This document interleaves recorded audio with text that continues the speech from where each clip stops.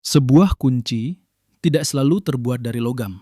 Kadang ia tersembunyi dalam bentuk kata-kata, dalam bahasa yang perlahan dilupakan. Tapi di Nusantara Indonesia ada jejak lama tentang aksara, suara, dan makna yang konon bisa membuka gerbang dunia yang sudah terkubur.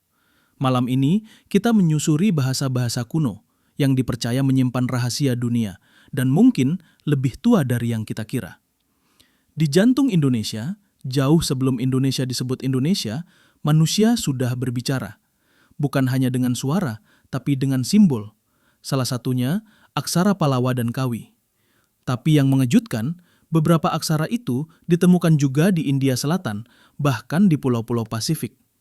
Aksara Bugis Lontara, aksara Batak, Rejang, semuanya berkembang dalam sistem yang begitu rumit dan khas.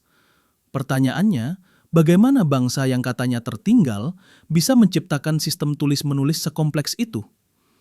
Peneliti dari Eropa pernah menyebut aksara Jawa punya kemiripan dengan aksara Mesir. Apakah ini kebetulan? Atau bukti bahwa dahulu pernah ada hubungan antar peradaban besar? Di gua-gua kuno Sulawesi, ditemukan cap tangan dan gambar binatang yang usianya lebih dari 40.000 tahun.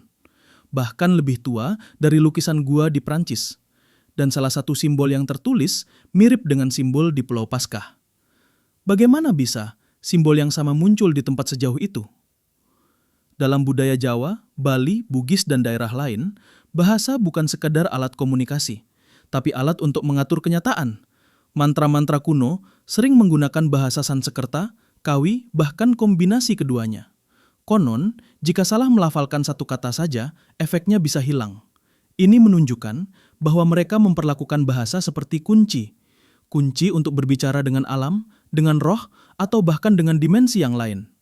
Bahasa adalah jembatan antara manusia dan hal-hal yang tak kasat mata.